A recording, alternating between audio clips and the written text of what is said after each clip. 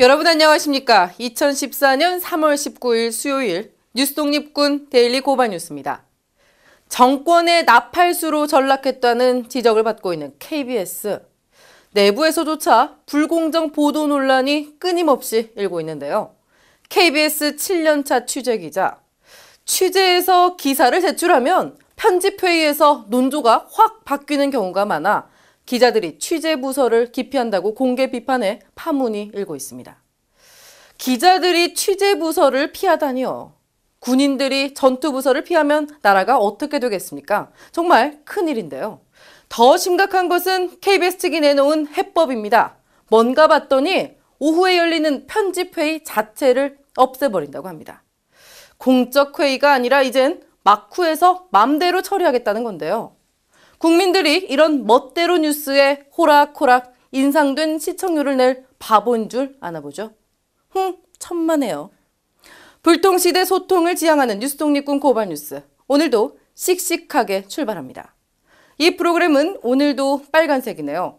모두 5,786분의 고발뉴스 정기 구독 후원자 제공입니다.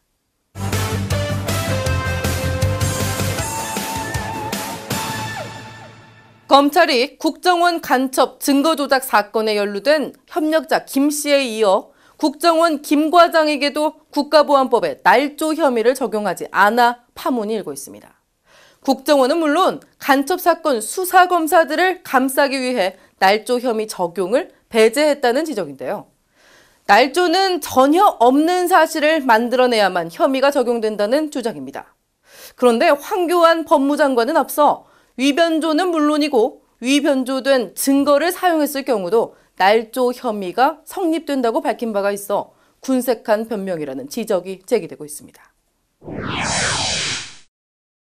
위안부 문제 해결을 촉구하기 위한 일본 대사관 앞 수요 집회. 어느덧 22년이란 세월이 흘렀습니다. 1118회째를 맞은 오늘은 대사관 앞 집회에 맞춰 수도권 대학 12곳에서도 동시다발적으로 집회가 진행됐는데요. 학교 수업으로 정기 수요 집회에 참석하지 못하는 대학생들이 자신들이 다니는 학교에서 위안부 문제 해결을 촉구했습니다. 위안부 피해 할머님들과 젊은 대학생들이 서로 다른 공간에서 한 목소리를 낸 그 현장에 저희 고발뉴스가 다녀왔습니다. 이제 몸은 떨어져 있지만 함께하고 있다, 연대하고 있다라는 뜻도 있고요. 할머님들께 해드릴 수 있는 거는 그러니까 역사에서 진실의 반대말은 거짓말이 아니라 망각이라고 생각하거든요. 그러니까 이 문제를 잊지 않고 계속해서 저희가 문제를 해결하기 위해서 행동하는 거. 검찰이 쌍용자동차 회계조작 의혹 관련자 전원에 대해 무혐의 처분을 내렸습니다. 그런데 금감원과 법원에 제출된 쌍용차 회계감사 조서가 변조됐다는 주장이 새롭게 제기돼 논란이 일파만파 커지고 있습니다. 민변과 쌍용차 범대위 등 시민단체는 오늘 기자간담회를 열었는데요. 지난 2009년 쌍용차 대규모 정리해고의 근거가 된 안진 회계법인의 감사조서가 변조됐다며 철저한 재수사를 촉구했습니다. 그동안 그 쌍용차 회계 조서들이 조작된 이 회계사들이 감사보고서를 낼 때는 가장 밑바탕의 어떤 판단을 합니다. 이 회사가 계속 될 것인가 아니면 존속하지 못할 것인가. 그런데 이제 안진은 이런 판단을 내렸습니다. 존속할 것이다라는. 이 부분을 꼭 좀 유념해 주시고요. 이 부분을 근거로 해서 저희 이제 회고무효소송 2심에서는 재판부가 계속 이러한 가정을 하였음에도 불구하고 감사조서 내지는 감사보고서의 숫자에서는 이런 가정이 위배됐다는 판단을 내린 것입니다. 독재자 전두환 씨의 소유로 밝혀진 오산시 양산동 땅. 국가가 이 땅을 몰수하자 차남 전재용 씨 취득세를 못 내겠다며 경기도에 지방세 부과 취소 신청을 제기한 사실이 뒤늦게 드러났습니다. 전두환 씨의 처남인 이창석 씨에게 50억대의 땅값을 내고도 이제 와서 자기 땅이 아니라고 오리발을 내밀고 있는 건데요. 다행히 경기도가 취득세 부과 결정이 타당했다며 전 씨의 이의 신청을 기각하긴 했지만 전 씨 부자의 이 거듭된 오리발, 그 끝은 어디냐고 비난이 일고 있습니다. 이른바 먹튀 논란을 일으켰던 론스타 사태에 대한 검찰 수사를 촉구하는 시민사회의 목소리가 이어지고 있습니다. 참여연대, 민변 등 시민단체는 최근 공개된 론스타 대주주 적격성 심사 2차 정보 공개 자료, 자료 이름이 좀 길죠?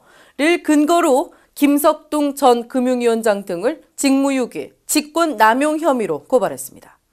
론스타 봐주기로 일관해온 검찰에 대한 성토도 이어졌습니다. 론스타 스스로가 이미 2007년 10월 10일 10월 달과 2008년 9월 9일에 그 금융위원회에 직접 자기들의 이제 금융 자본이 아니라는 사실을 문서로 제출했었고 근거자를 제출했었죠. 결국은 은행을 소유할 수 없었던 자본이 은행을 소유하고 그로 인해서 약 4조 원 이상의 어떤 부당한 이익을 취해서 탈출할 수 있도록 도와준 매우 끔찍한 어떤 범죄 행각이 금융감독을 해야 될 금융위원회가 스스로 범죄 행각을 은폐해주고 조작해준 그런 사건이 이미 드러난 것이죠. 예. 지금까지 오늘의 고발 뉴스였습니다.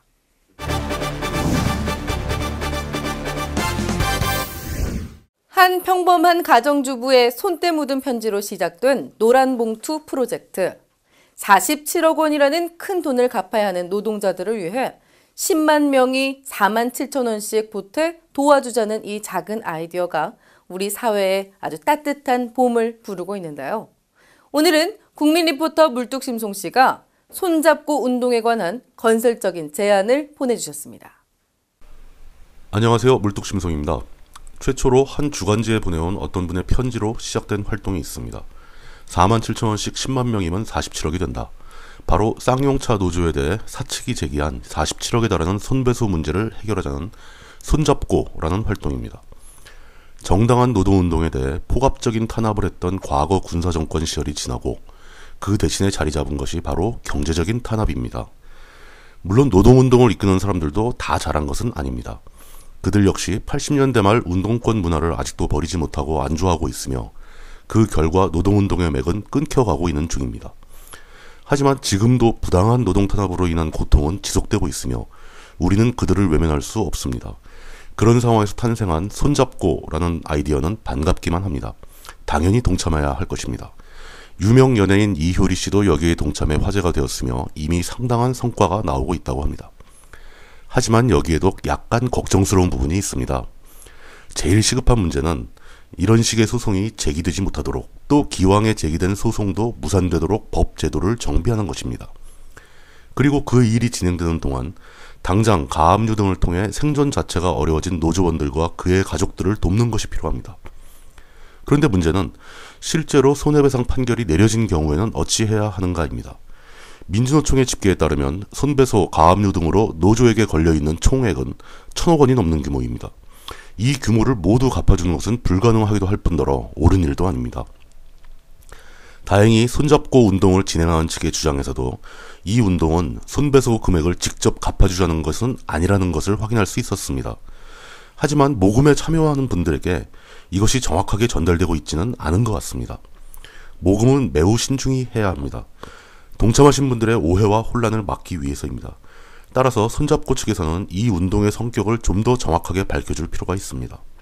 또 우리 사회에서 벌어지고 있는 힘겨운 싸움의 현장은 쌍용차 노조원들에게만 있는 것도 아니며 피해자들도 거기에만 있는 것이 아닙니다. 어떤 분들은 쌍용차 노조에 쏟아지는 사회의 관심이 부럽고 또 그래서 더 힘들고 슬프고 소외감을 느낄 수도 있습니다. 과연 우리는 어찌해야 할까요? 세상에 쉬운 일은 없습니다.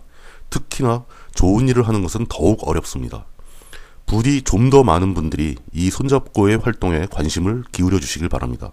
그리고 손잡고 측에서는 모인 성금의 무게보다 훨씬 더 무거운 수많은 분들의 눈물겨운 마음의 의미를 언제나 잊지 마시고 누구나 동의할 수 있고 누구나 이해할 수 있는 투명하고 합리적인 실무 처리에 만전을 기해 주시길 부탁드립니다. 고발 리포트 물뚝심송이었습니다.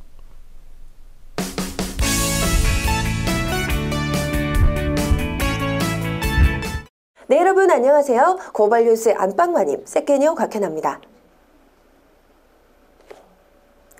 고객님, 소득도 없는데 대출이 되셔서 많이 당황하셨죠?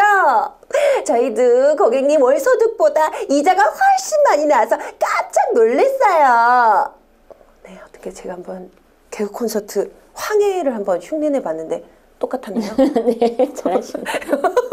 제가 제 개그는 못하는데 남의 개그는 좀 네. 흉내를 잘 냅니다. 네, 자, 오늘요 제가 이렇게 먼저 이렇게 여러분들께 흉내를 내면서 한번 시작을 해봤는데 또 이 관련된 얘기를 오늘 한번 나눠볼까 합니다. 자, 최근 이 요즘 저소득층에게 무리한 대출을 허용해주는 사회가 아주 큰 문제가 되고 있습니다. 자, 지난달 송파 세모녀 사건을 비롯한 이 부채 문제 때문에 스스로 생을 마감하신 분들 참 많아졌는데요. 자, 개그 프로그램보다 더 기막힌 이 사회들. 자, 저희가 한번 얘기를 한번 나눠보려고 하는데, 자, 빈곤층에게 복지 대신 신용카드 권하는 사회! 라며 일침을 날리신 한 분이 계셔서 그분을 모셔봤습니다. 자, 바로 경제 전문가시죠? 재윤경 에듀머니 대표님 모셨습니다. 안녕하세요. 네, 안녕하세요. 네, 대표님 반갑습니다. 네, 반갑습니다. 아, 더 아름다워지셨어요. 네. 자, 그런데요. 제가 그 예전에 뵀을 때는 못 여쭤봤는데, 근데 에듀머니라는 이 단체는 뭐 하는 곳인지 또 궁금하거든요. 그러니까 저희가 하도 이런저런 문제 제기를 많이 하니까 시민단체인 줄 오해하시는 분들이 많은데요. 저희는 사실 그 사회적 기업입니다. 그래서 네. 비영리도 아니고 영리인데 물론 뭐 영리 추구가 잘 안 되고 있는 게 문제예요. 네. 네. 그래서 경제 교육을 하는 사회적 기업이고요. 네네. 네, 주로 저소득층 분들 자립자활을 돕기 위해서 경제 교육, 재무관리 상담 뭐 이런 걸 좀 많이 했고요. 아, 네. 하다 보니까 뭐 또 하우스푸어들도 좀 어렵긴 마찬가지이기 때문에 네네. 중산층 분들도 이제 많이 찾아오셔서 상담도 받고 뭐 보험도 굉장히 많이 가입하셨잖아요. 네. 그래서 뭐 예를 들면 이렇게 이 불안하니까 보험을 가입하는 건데 네. 뭐 보험 상품이 갖고 있는 좀 문제점들 좀 안내해드리면서 네. 좀 비용을 최소화할 수 있도록 저희가 좀 교육을 해드리는 그런 일을 하고 있습니다. 그렇군요. 네. 보통 저희도 그 대표님 모시고 잠깐 쉬는 시간에 얘기를 했었지만 저희 그 경제 교육 뭐 이런 거는 전혀 받아본 적이 없고 그 강 PD 얘기로는 나는 경제 교육을 보험 아줌마에게 받았다. 뭐 이런 얘기를 할 정도인데 에듀머니 저희가 또 한번 방문을 해서 좀 교육을 한번 받아보고 싶다 이런 생각이 듭니다. 자, 그러면요 오늘도 저 경제에 대해서 좀 네. 심각한 문제에 대해서 한번 또 얘기를 나눠볼까요? 자, 그러면 바로 사실은 들어가도록 하겠습니다. 첫 번째 사실은 세모녀 사건은 복지 사각지대가 낳은 참사다. 자, 참 지난달 너무 참 많은 분들이 네. 참 가슴 아파하셨습니다. 지난달 세모녀 동반 자살을 두고 사회보장제도의 사각지대가 낳은 참사다라고 많은 분들이 생각을 하셨는데, 자, 그런데요, 사람들이 참 생활이 어려워도 이 기초생활보장제도나 뭐 긴급 주거지원 등 이런 여러 가지 혜택을 이용하기가 힘들다라고 얘기를 하는데 이거 어떻게 된 건가요? 사실 우리나라 이 복지제도 자체가요, 네. 선별적이죠. 그러니까 보편적으로 이 이상은 살아야 된다. 그래서 조금 더 어려워지기 전에 사회가 안전망을 확보를 해서 네. 더 떨어지지 않게 아주 기본적인 생활은 사실은 누리고 살 수 있도록 그래서 시민으로서의 어떤 품위나 기본 권리 이런 걸 보호하는 그런 복지제도가 아니고요. 네. 정말 죽기 일보 직전까지 내몰리면 그때 가서 좀 사실은 이렇게 복지로 좀 도와주겠다. 뭐 이런 제도, 선별적 복지 제도를 갖고 있는데 네. 이 선별적 복지 제도의 특징이 사실은 그겁니다. 이렇게 좀 도와주고 이렇게 네. 안전하게 보호하는 데 초점을 맞춘 게 아니고요. 네. 어떻게 보면은 좀 검열에 초점을 맞추고 있습니다. 아, 네. 곤란해야 되기 때문에 네. 특히 지금의 박근혜 정부는 복지제도 운영에 있어서 뭐 비상식을 상식으로 바꾸는 사회 이렇게 하겠다고 하면서 뭐 아예 부정수급자를 색출하겠다 뭐 이런 얘기까지 하고 있어서 참 우려가 되는 대목인데요. 네네. 사실 굉장히 어려운 분들이 복지제도에 사실 이렇게 포함이 안 돼가지고 저희도 네. 상담하다 보면은 저희가 경제교육하다가 오히려 복지도 공부를 할 수밖에 없는 네. 왜냐하면 도저히 일자리가 없어서 뭐 열심히 일하고 싶어도 안 되니까 어쩔 수 없이 복지제도로 안내를 해드리는데 안내를 해드리다 보면 아무것도 안 되는 경우가 굉장히 많습니다. 그래서 네. 이런 것도 문제고 어쨌든 굉장히 실패에 대한 사회적 의식이 이건 다 개인의 책임이다. 네. 예, 지가 못나서 실패한 거고 자기가 못나서 가난한 거다. 뭐 이런 식의 철학을 갖고 있고 또 반대로 부자들은 자기가 잘나서 부자다. 네. 네, 이런 사회 의식이 전제돼 있고 끊임없이 국민들에게 그런 걸 주입하는 제도를 갖고 있다 보니까 네, 이런 일들이 참사가 벌어지는 게 아닌가 싶습니다. 자, 그런데요. 저는 또 궁금한 점 뭐냐면, 자, 그렇다면 단적인 예로 몇 가지 좀 얘기해 주셨으면 좋겠어요. 세모녀 동반 자살. 그런데요, 막상 어떤 또 전문가들은 그렇게 말씀을 하시더라고요. 이런 기초생활보장 제도를 신청을 해도 신청이 안 받아들여졌을 것이다. 네네. 자, 그런데 그렇게 힘든데도 그러면은 이 법망 안에 이렇게 피해가는 그런 이유가 뭐죠? 일단은 뭐 기초생활보장 제도 자체가 네. 굉장히 아까도 말씀드린 바와 같이 그 조건이 너무 까다로운 거예요. 네. 예를 들면은 지금 세모녀 그 분들의 경우 그 다 근로 능력이 있다라고 간주하는 거죠. 왜 예. 그래? 몸도 아프고 일을 할 수 없는 다치신 지가 한 달밖에 안 됐고 1월까지 소득이 발생을 한 거예요. 네. 그걸 이제 계속 추정소득으로 잡아버려서 사실은 추정소득이 그 정도 되니 그리고 세 모녀가 다 30대고 60대 정도면 예, 근로능력이 가능하다 이렇게 판단을 해서 네. 사실상 예, 이 소득이 잡혀버리는 거죠. 그래서 예, 기초생활수급자는 아예 근로능력이 전무하다. 그리고 주변에 나를 부양할 사람도 전혀 없다.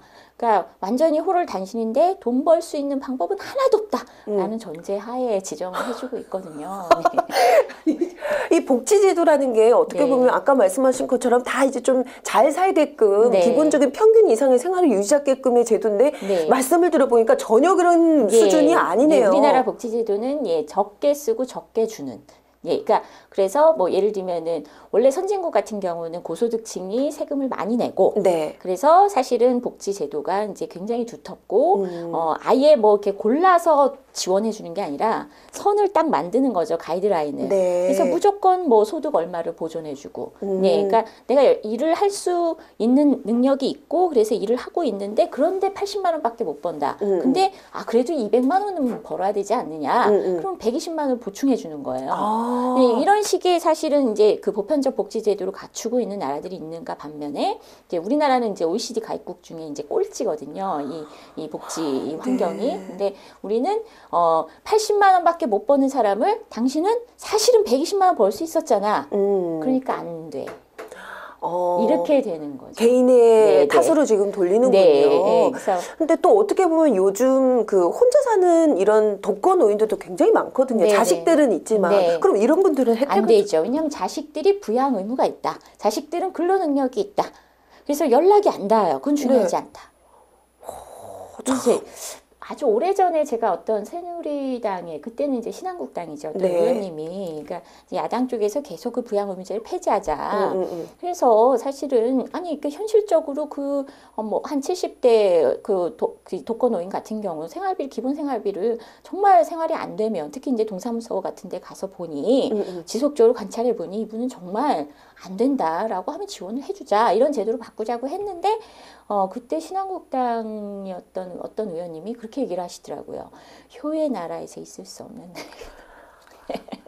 아니 효의 나라에서 있을 수 없는 일이라고 그렇게 예. 이게 치부할 문제가 아니죠. 제 얘기가요. 그러니까 지금 굉장히 진짜 별이 많습니다. 예, 이런 얘기를 하는데 예. 지구는 누굽니다. 이런 얘기하는 거랑 똑같은 거죠. 참 네. 당혹스럽습니다. 네네. 자, 그러면요. 아까 살짝 얘기를 해주셨는데 저희 사회 분위기가 참 그렇게 지금 흘러가고 있어요. 한 개인이 지금 어려워진 배경은 개인의 무능력 탓. 네. 그리고 빚을 지게 됐는데 그 빚을 못 갚게 된 것도 개인의 무능력 탓. 이런 식으로 개인 탓으로 돌리는 사회 분위기 어떻게 생각하시나요? 그러니까 사실 이게 외환위기 이전까지만 해도 굉장히 사회 연대 의식이 높았거든요. 네네. 그래서 우리가 노조도 이렇게 굉장히 왕성한 활동을 했고, 그리고 민주화 투쟁도 이렇게 열심히 했고, 그 덕에 사실은 뭐 어떤 평생 고용의 문제, 그다음에 임금도 이제 향상이 되고, 이 중산층이 그러면서 이제 조금씩 두터워지고, 이 중산층이 소비를 많이 하니까 경제 성장률이 좀 뒷받침이 되고, 사실 이랬던 게 외환위기 이전인데요. 외환위기가 터지면서 국가적 재난이라는 그 명분 하에 굉장히 많은 그 노조도 사실은 많이 이렇게 좀 탄압도 하고 네. 희생당하고 네. 그러면서 이제 노동 조건, 일자리 조건 이게 해고가 편한 나라 뭐 일단은 무조건 기업을 살려야 된다라는 막 그게 무슨 뭐 국가의 그 아주 숙제인 절대절명의. 것처럼. 예. 그래서 그런 분위기 속에서 점점 이제 개인들에게 그 재테크 같은 게 막 유행하기 시작했잖아요. 맞아요. 예. 일자리 없어도 돼. 재테크만 잘하면 부자 되잖아. 뭐 이러면서 인생 한 방이야. 막 이런 얘기도 오가고요. 그러니까 뭐 그런 사례들 계속 이렇게 보여주고 그러니까 예전에는 일자리가 없으면 이건 사회 문제야. 내가 노동을 하고 싶어도 노동을 할 수 없는 고용 문제, 그다음에 대기업의 그런 이 고용 관계 문제 이런 걸 끊임없이 문제 제기하면서 사실은 이 연대를 통해서 사회를 굉장히 이렇게 좋은 방향으로 개선을 했다면 외환위기 이후에 굉장히 급격히 이게 막 다 해체가 되고 네. 그리고 또 재테크가 딱히 유행하기 시작하면서 일자리 아니어도 투자하면 되잖아. 투자로 돈 벌 수 있잖아. 이러면서 모든 게 개인의 능력의 문제로 귀결이 되면서 또 이제 중산층들이 좀 환상도 가졌던 것 같아요. 실제로 자기가 투자해서 돈 벌면 부자 될 수 있다. 주변에 다 그런 사람이 있더라. 나만 그 사실은 그런 능력이 없어서 뭐 소외됐을 뿐이다. 네. 그러면서 그 지금 여러 가지 어려운 주거 문제라든가 뭐 아이들 교육비 문제, 은퇴에 대한 공포 이 모든 거를 사회 문제로 바라보는 게 아니라 자신 탓을 하기 시작하는 거죠. 자신 탓을 하는데 나보다 뭐 이렇게 나랑 비슷한 것 같은데 좀 못 살아요. 그럼 그것도 그 사람 탓. 이렇게 된 것 같아요. 참 근데 거기에 언론의 문제도 좀 있을 것 같아요.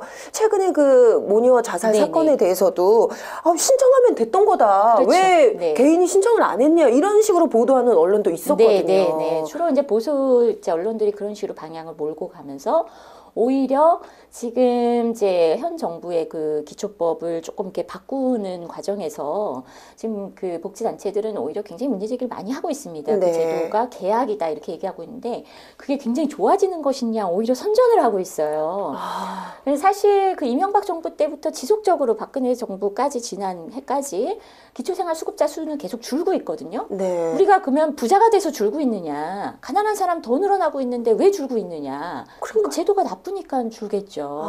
예, 더 많이 골라내고 선별하고 몰아내고 이러니까 줄어들 텐데 네. 그럼에도 불구하고 마치 제도는 훌륭한데 그 사람들이 제대로 잘 알지 못하고 이용 못한 것처럼. 그리고 복지 그 사들이 찾아내지 않아서 서비스를 소홀히 해서 그리고 이 사람들이 마치 어리석어서 이런 식으로 참 저는 이렇게 제도와 그다음에 정부의 무능과 이 문제를 이제는 아예 대놓고 국민들한테 화살을 돌리고 있구나라는 생각이 들면서 굉장히 화가 많이 나더라고요. 참 그런데 더 화나는 상황이 있을 것 같습니다. 지금 네네. 두 번째 사실은 넘어가 보도록 네. 할게요.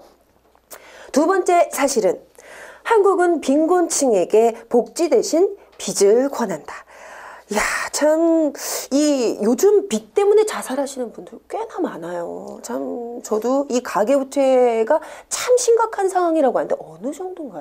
지금 그러니까 1,000조 원 넘어선 거고요. 그러니까 저희가 네. 이제 GDP가 1,200조 원 가량 되니까 그러면 이제 실제로는 이제 뭐 글로벌 스탠다드 기준으로 봤을 때는 그 한 1,100조 원이 넘어갔거든요. 네. 그래서 실제로는 그 GDP 대비 가계 부채가 거의 90% 이상이 된다고 봐야 되고요. 네네. 그러니까 벌어들이는 돈의 90%는 빚 갚는 데 써도 모자란다. 뭐 이런 상황이라는 거고요. 네. 뭐 실제로 이렇게 중산층의 그 중상위 계층이 그 전체 가계 빚의 한 70%를 갖고 있어요. 그러니까 한 700조가 그 상위 소득 40%에 몰려 있는 거죠. 네. 그러니까 이제 정부는 계속 그러니까 괜찮아. 소득이 있는 사람이 빚이 많은 거잖아. 이렇게 얘기하는데요. 정부가 잘못 알고 있는 게 우리나라 중산층이 그렇게 여유가 있지가 않아요. 말이 중산층이지. 그 의식조사를 했을 때 중산층에게 당신 중산층이라고 생각하느냐? 라고 물었더니 오히려 절반 가까이가 자기는 빈곤층이다 이렇게 답을 했다는 거예요. 네. 근데 이게 이 사람들이 무슨 상대적 박탈감 때문에 그런 게 아니고 실제로 그 사람들이 빚을 갚느라 허덕이느라 그러니까 자기의 그 경제력 수준을 빈곤층이라고 여길 정도로 지금 심각한 겁니다. 네. 근데 뭐 평균 한 1억 5천 정도 갖고 있거든요. 네. 한 가구당. 그 정도면은 사실 뭐 상위 계층 40%라 그래도 월 소득이 4,500만 원밖에 안 돼요. 4,500만 원 그 맞벌이에서 버는데 근데 빚이 1억 5천이다. 이건 사실은 힘들다는 거죠. 4,500 정도면 그래도 좀 버는 거 아닌가라고 생각하기 쉽지만 그 빚덩이가 어마어마하니까. 1억 5천이죠. 아이고, 네. 아유, 네. 게다가 사교육비도 나가야 되고. 어마어마하죠. 네. 그리고 또 게다가 요즘 뭐 좀 결혼을 또 미루고 있는 세태 중에 또 여러 가지 이유 중에 하나가 네네. 사회생활을 갓 이제 시작을 해서 돈을 벌려고 해도 중요한 건 이 대학교 등록금 빚 네네. 때문에 네, 맞습니다. 오히려 더 빚을 안고 네. 또 시작해야 되는 젊은이들도 네네. 굉장히 많더라고요. 그렇죠. 네. 참 이게 어떻게 보면은 결혼한 어떤 가족의 이야기뿐만 아니라 어떻게 보면은 이 개인 이 학생들, 젊은이들의 문제이기도 할 것 같은데요. 자, 근데 또 궁금한 건 참 그렇다면 이왕이면 좀 굉장히 어려운 이런 분들에게 만약에 좀 급하게 이게 뭔가 좀 급전이 필요할 때는 제일금융권에서 어떻게 좀 싼 이자로 대출해주면 참 좋을 것 같은데 실상은 또 안 그렇더라고요. 아, 근데 그거는 예, 사실은 맞는 생각은 아닙니다. 아, 그래요? 예, 저소득층한테는요, 무이자가 됐든 저리가 됐든 대출은 해주면 안 된다는 거죠. 아니, 그분들한테 복지를 해줘야지 왜 그 신용을 공급하냐는 거죠. 그분들은 생계비가 부족한 분들이에요. 네. 생계비가 부족해서 생계비가 필요한데 그거를 돈을 빌려준다. 그러면 부족한 생계비가 갑자기 늘어나지 않는 한, 그쵸? 그 빚을 원금만 갚더라도 또 생계비가 더 부족해지는 상황이 되는 거잖아요. 저 지금 약간 머리를 띵하게 네. 얻어맞는 듯한 느낌인데 네. 왜냐면 많은 분들이 그렇게 생각하시거든요. 네. 근데 또 국가에서는 되게 낮은 그 금리로 돈을 빌려주겠다라는 무슨 제도를 펼치지 않았었어요. 자꾸 그러죠, 자꾸. 네. 근데 아이러니하게도 미국에서는요, 상환 능력이 안 되는 사람한테 돈을 빌려주는 걸 약탈적 대출이라고 금지하고 있어요. 근데 저희는 전혀 그런 게 없지 않나요? 그렇죠. 예, 그걸 과잉대출 금지법이라고 하는데요. 네. 그러니까 분명히 상환 능력이 없는 사람한테 돈을 빌려준다는 건 부당하게 다른 식으로 이득을 취할 목적을 갖고 있다. 네. 혹은 그 가족을 괴롭힐 목적을 갖고 있다. 이렇게 보는 거죠. 실제로 그 우리나라 그 신용회복위원회 보면 그 신용회복위원회가 좋은 데인 줄 아는데 좋은 데가 아니에요. 전 좋은 데인 줄 알았는데. 예, 거기 신용회복위원회가 사실 은행들이나 금융기관들이 출자해서 만들었는데 왜 만들었냐면은 연체자들 있잖아요. 네. 연체자들을 상담을 해서 채무를 조정해 주잖아요. 이자를 없애주고 원금만 갚도록. 네. 여기까지만 얘기 들으면 되게 아름다운 얘기인데. 네. 근데 그게 아니고요. 한 푼이라도 더 예, 받아내려고 하거든요. 근데 이 신용회복위원회 그 보면은요, 이 소비자 교육 내용에 상담 내용에 그게 있습니다. 예, 주변의 가족에게 도움을 청해라. 그거는 사실은 떠넘겨라 이 얘기지 그러니까요. 그런 식의 얘기를 하고 있는데 그래서 뭐 보면 90만 원 버는 사람한테 그 워크아웃을 해줘가지고 예, 매월 30만 원씩 10년간 갚아라. 예, 그게 워크아웃이에요. 그게. 이 어떻게 보면은 잘못 이해하시는 분들은 야, 참 고맙네라고 생각할 수 있지만 그건 아니죠. 실상은 전혀 네, 못 그렇지가 갚는 않아요. 거죠, 못 갚는데도 네. 불구하고 또 다시 네. 빚을 내주는 그런 세태가 되는데 네.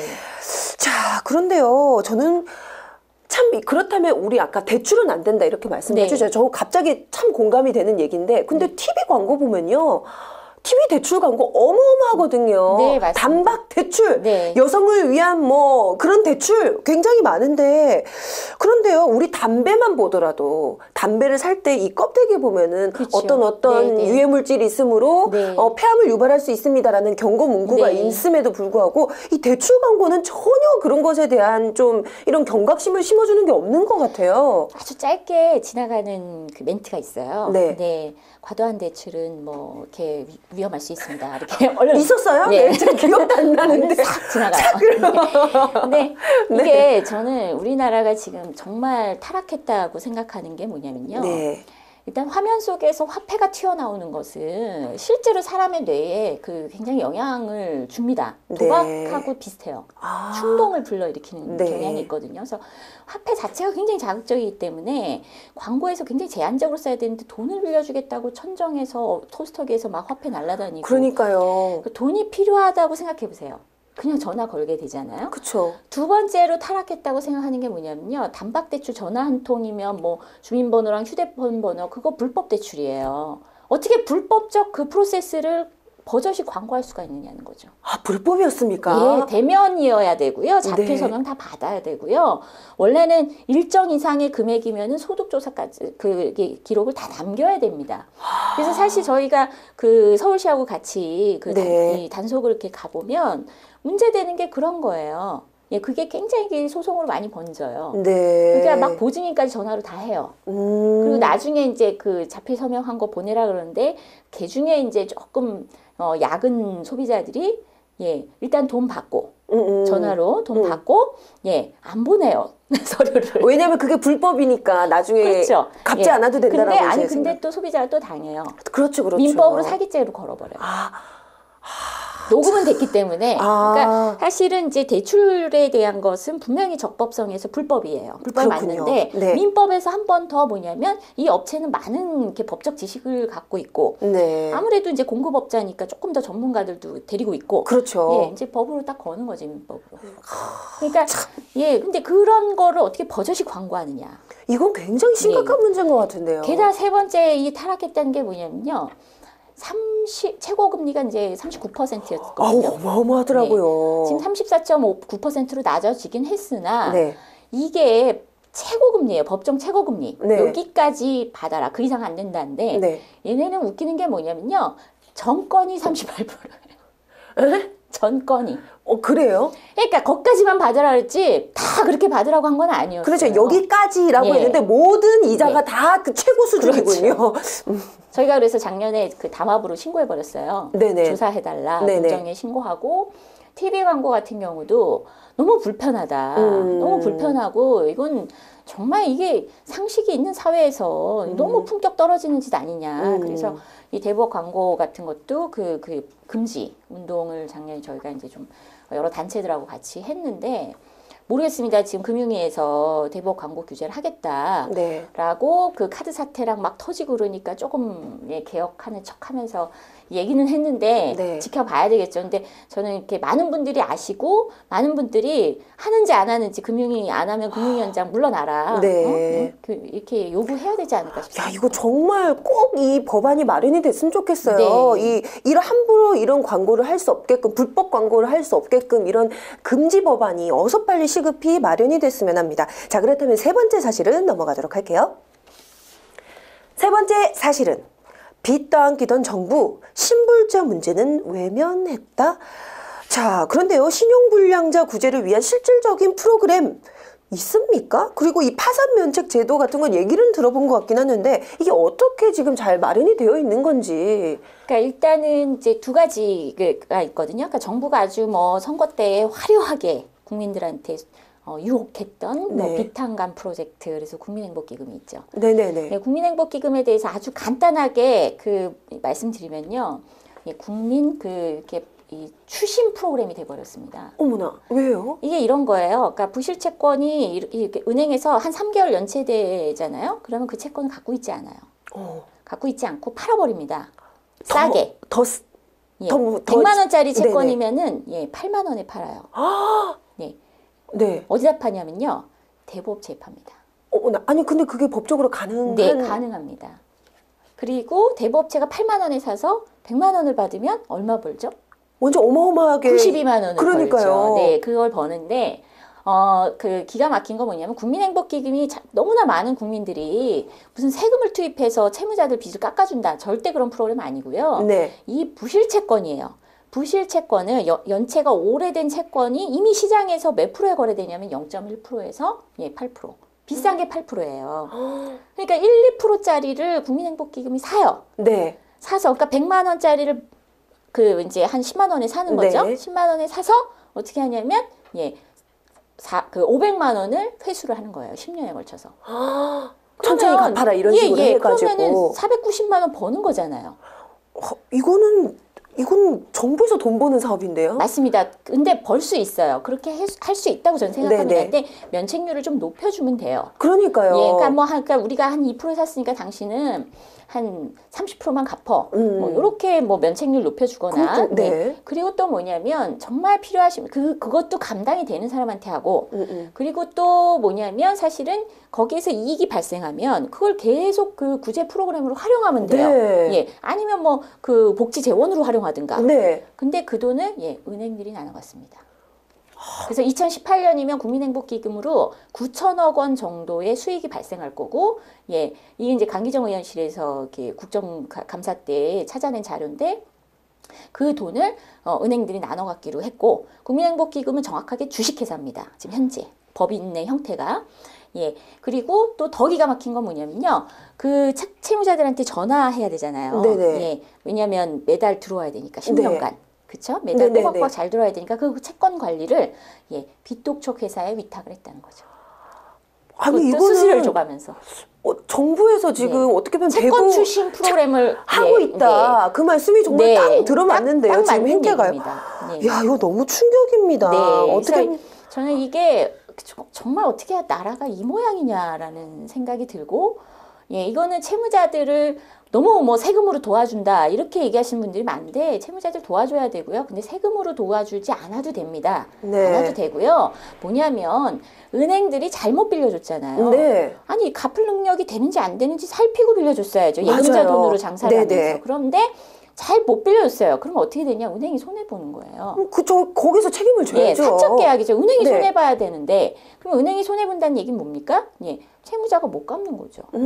그거를 보호하는 게 파산면책 제도예요. 네. 그러니까 갚을 수 있을 때까지 갚는데 네.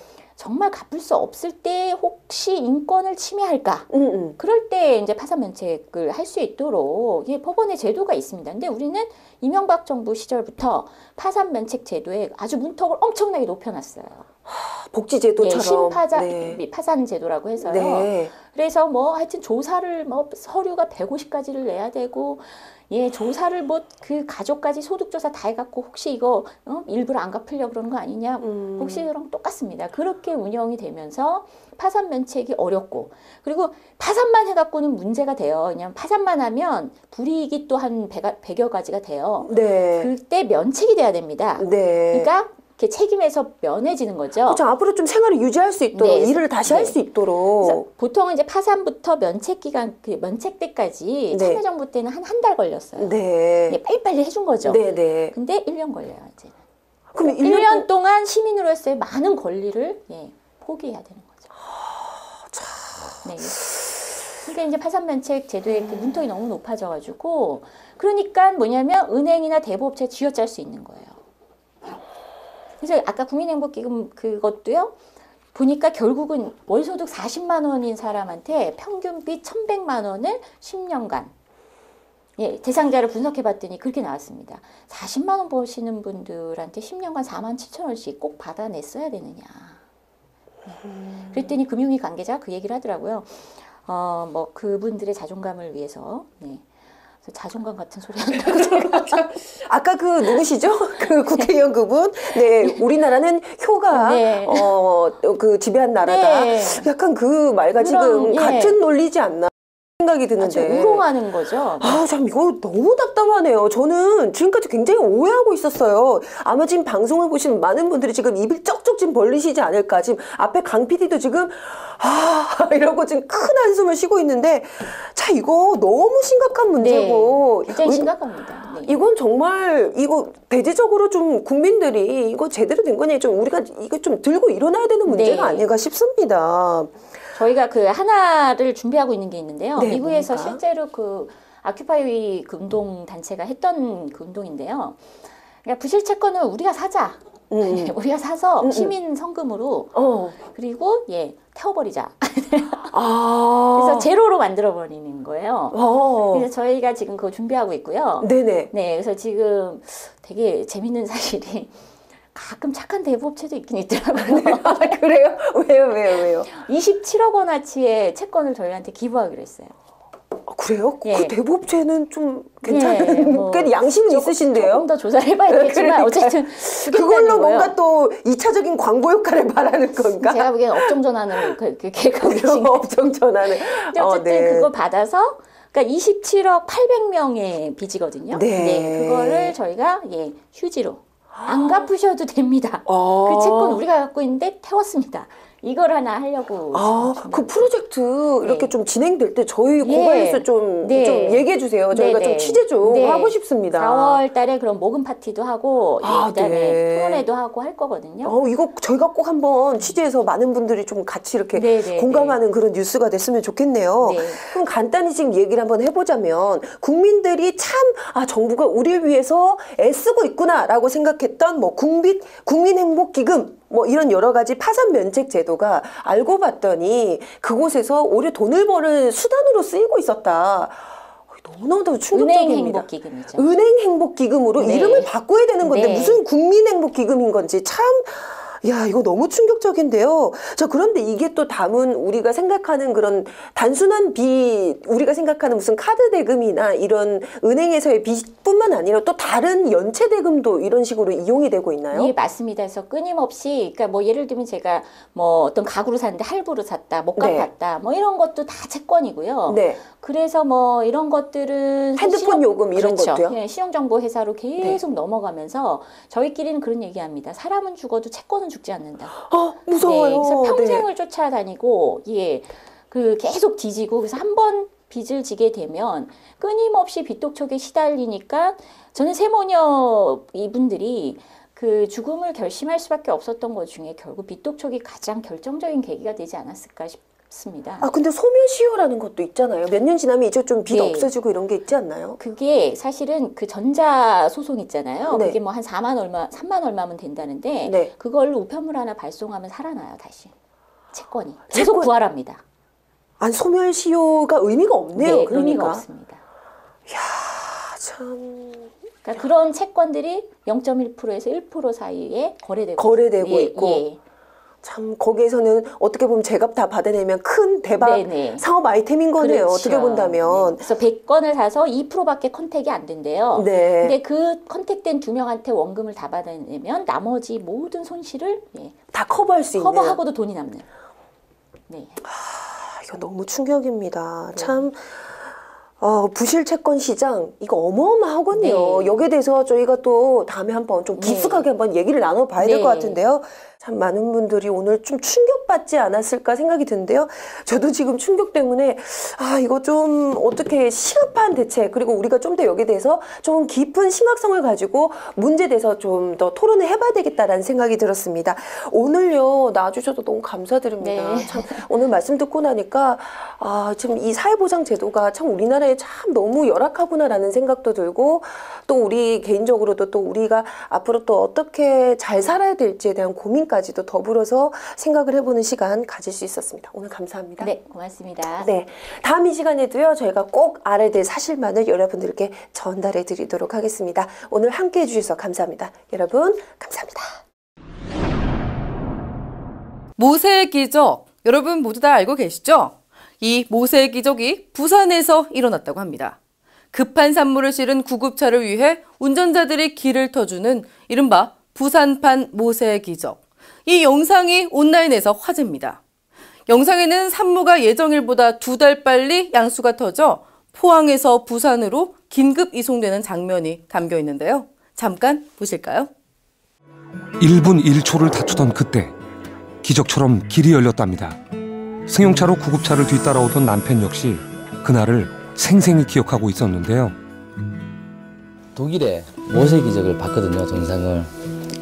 거의 똑같은 느낌을 받았거든요, 저도. 근데 참 뭐라 해야 되지? 이런 상황이 우리한테 나타났다는 게. 보신 것처럼 출근길이라 자동차로 꽉 막힌 도로가 마치 홍해가 갈라지듯 일제히 열려 산모와 태아 모두가 안전하게 수술을 마쳤다고 합니다.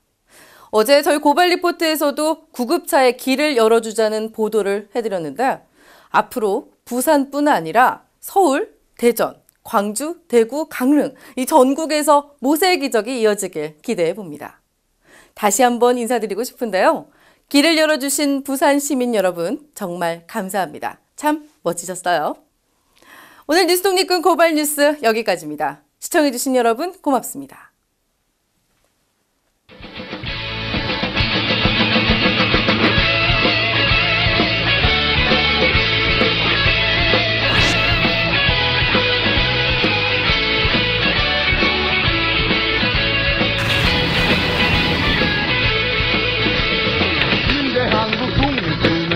용사야 조국의 부르심은 네가 아느냐. 그 MBC 본사에 계셨을 때는 그 장비 때문에 이렇게 속썩 일이 없었겠죠.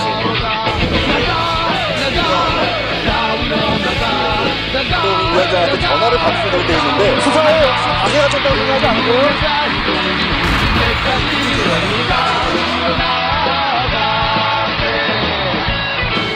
10년 전에 고발뉴스.com 이상호 기자의 고발뉴스라고 하는 홈페이지를 만들면서 그때 사실 어렸을 때 소년병 기자 생활할 때부터 너무 많은 사람을 구속시켰거든요. 그리고 너무 많은 사람을 다치는 걸 봤고 근데 내가 도대체 이 기자직을 왜 하는 건지 되게 회의가 됐더라고요. 그래서 내가 그 홈페이지에도 담아놓은 얘기지만 내 국민의 산물이에요. 그러니까 고발은 사람에 대한 증오가 아니라 사회에 대한 사랑입니다.